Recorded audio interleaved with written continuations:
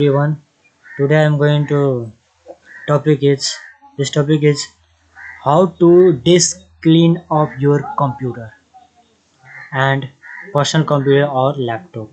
Windows 7, Windows 8, Windows 10, Windows 11, every Windows will be disk clean off. Press on keyboard Windows button plus E and open your my computer system open your and operating system disk clean off. Right click on right and click on right and click on right and properties, choose on properties and disk clean off.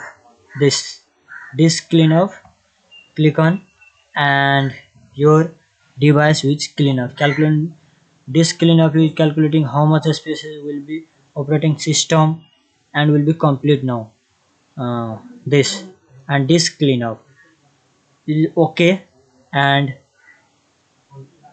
every anyone with not work, please delete on your system and choose and tick this and delete on your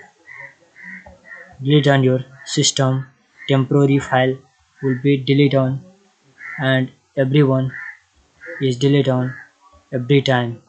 This is not disk cleanup system and okay and delete file and one.